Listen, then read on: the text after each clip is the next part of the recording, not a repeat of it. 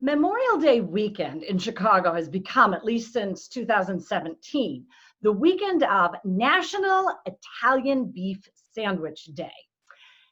If you have never celebrated National Italian Beef Sandwich Day, it's probably because you're not from the Chicago area. In fact, if you're not from the Chicago area, you might not even know what an Italian beef sandwich is.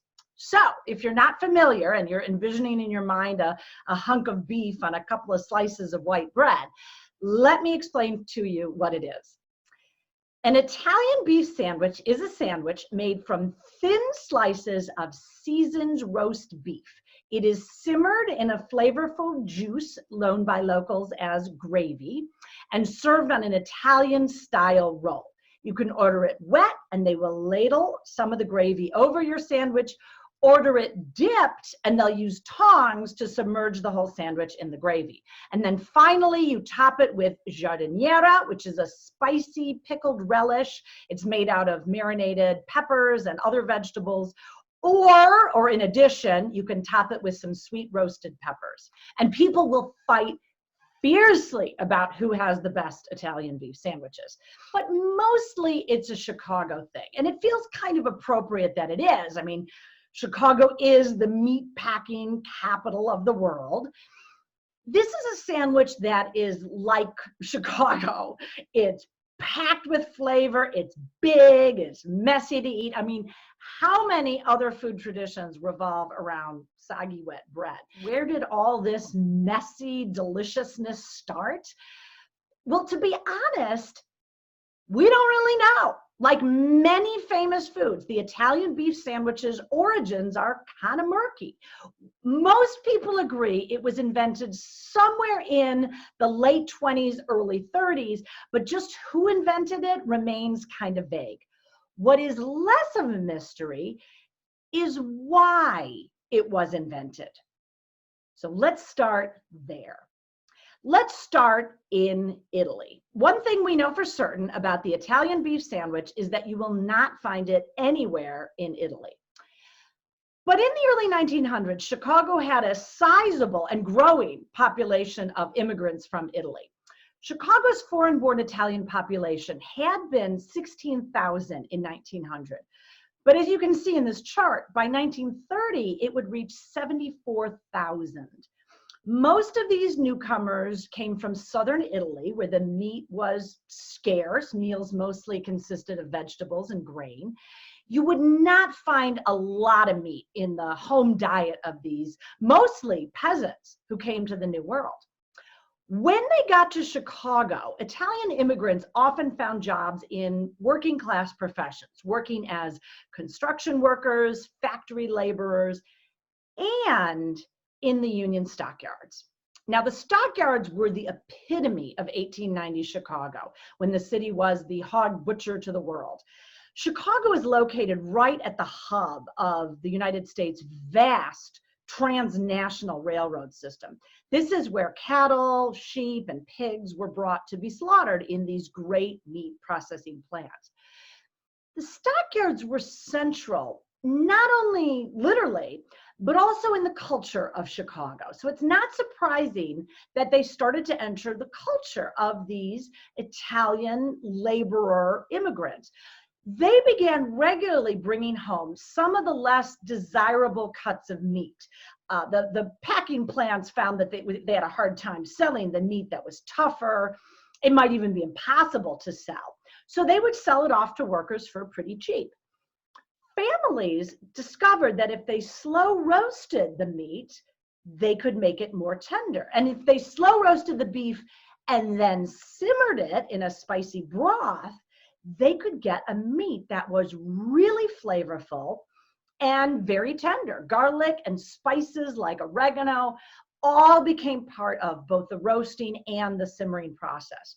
So this meat took on a very distinctive kind of taste and tenderness. Here's where things really get fun. Right after World War I, this delicious roasted beef started to be sold, mostly sold by companies like, for example, there was a company started by this guy, Pasquale Scala. Scala opened up the Scala Packing Company just after World War I. Keep in mind, Italian Americans who immigrated to Chicago in the early 1900s, they were, I mentioned, typically working class laborers, didn't have much money, but they did love their families, and they loved family gatherings, which often centered around bountiful servings of food, and necessarily it was inexpensive food. Italian American weddings, for example, they were often held in homes and church basements, and they were sometimes called peanut weddings because they were known for serving up bountiful portions of cheap food that could serve a lot of people, like peanuts.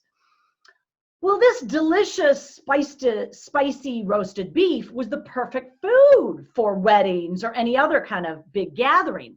If you cut that roasted beef really, really thin, and remember, it's cooked in its own juices, so you can serve it with its juices, maybe serve it on a roll, you could feed maybe 40 people on a cut of meat originally advertised to serve 20, and bada boom, bada bing, the Italian beef is born. Who actually had the thought to do this, to start selling it, cutting it thin and selling it to be served at big gatherings? That is the focus of some pretty heated debate in Chicago. Many will say it was actually Pasquale Scala himself. Certainly it is true that he was selling meat to the Italian American community. He was pretty soon opening up Italian beef stands. He eventually was supplying Italian beef and many other meat packing products to restaurants around Chicago and eventually groceries and consumers. Scala beef is still all around. You'll see its trucks delivering beef all over the Chicago area to restaurants and beef stands. But wait, there's another legend. Al's #1 beef in Chicago has a slightly different story. They argue that it was a Chicago street peddler named Anthony Ferrari who sold cold sandwiches and other lunches. He'd go around selling these lunches he made at his home. One day he stopped by a local wedding, saw that they were trying to serve a lot of people, and suggested they take some of this roasted beef and slice it really, really thin, serve it with the juices, maybe on a roll, and bada boom, bada bing, he changed Chicago culinary history forever. Ferrari and his sister and his brother-in-law, Francis and Chris Baba Pacelli, founded Al's Italian Beef in 1938. You can still go there. Al's is still serving up sandwiches from the same recipe with beef. It is literally sliced so thin that if you hold it up to a window, you can see the light right through it. But wait, there's another legend. Maybe it started with another sandwich altogether. There is a sandwich called a French dip, maybe you've heard of it, probably invented in a Los Angeles restaurant, probably around 1918.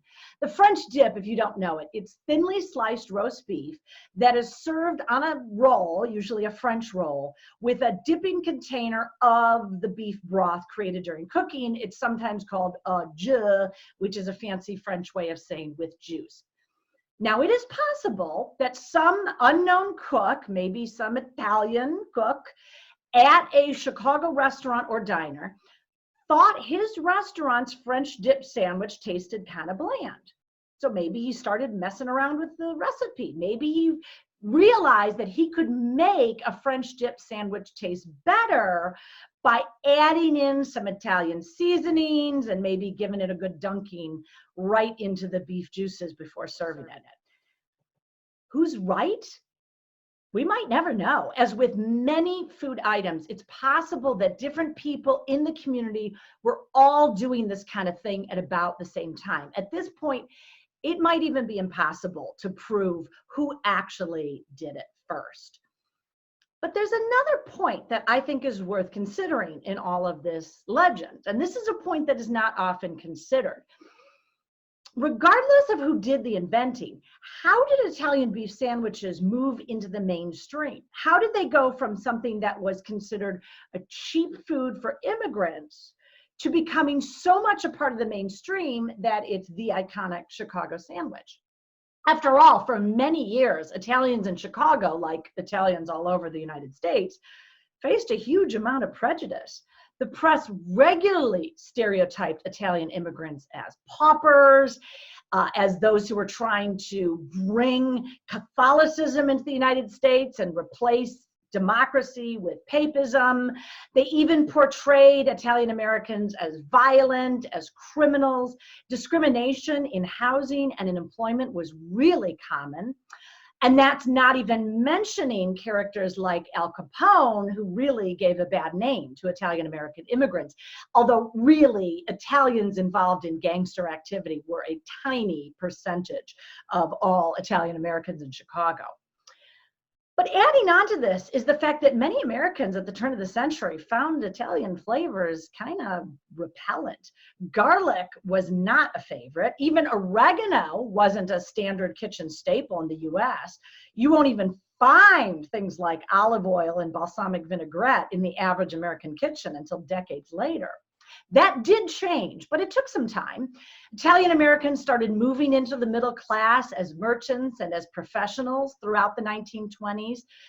But Italian Americans remained largely blue-collar workers until after World War II. So Italian beef stands, even while they were growing in popularity, they remained mostly a neighborhood thing. But after World War II, wages rose for factory workers and construction workers and truck drivers. Chicago's working class Italian Americans could afford houses and furnishings and even automobiles, and they began to slowly move west towards the suburbs. Many rose to the middle class in this mid-century era through business ventures like construction and often food and liquor commerce. One sign of how they're moving into the mainstream is that it was in this era that Americans started to embrace Italian American food. Mid-century is where more and more Americans are sort of welcoming a lot of flavor into their food. Mid-century is the era when an Italian immigrant named Ettore Boardi founded Chef Boyardee. He was the first entrepreneur of Italian descent beginning to make it big in the food industry. And the embracing of Italian culinary differences reflected a certain growing tolerance towards Italian Americans. Of course, sadly, a lot of this had to do with the fact that prejudices are now being directed towards other non-European immigrants. But nonetheless, Italian American cultural differences started to seem less a dangerous problem and something that was a little more exotic and European. And there's even another factor. Third generation Italian Americans who grew up in this era, especially in the 50s and the 60s, they were prouder of their heritage than previous generations had been. Food was absolutely central to their rediscovery of their heritage. They were interviewing their grandmothers, opening up restaurants that introduced non-Italian Americans to Italian-inflected cooking habits. It's in this era that you really start to see the earliest Italian beef advertisements. You start to see Italian beef stands open up around the city. And Carl Buonavolonto Jr. started Mr. Beef on Orleans in 1963. Portillo's began in 1963 when Dick Portillo opened up a hot dog stand. It was actually in a trailer in a parking lot in Villa Park. It cost him a whopping $1,100. Whatever its origins, the Italian beef sandwich has a permanent place in the Chicago Foods Hall of Fame. Whether you like it spicy or sweet, wet or dipped, yearly or daily. Hope you liked this little trip through the history of the Italian beef sandwich. If you did, take a minute and hit that subscribe button down there. Thanks so much for joining me, and I hope you'll join me again next time.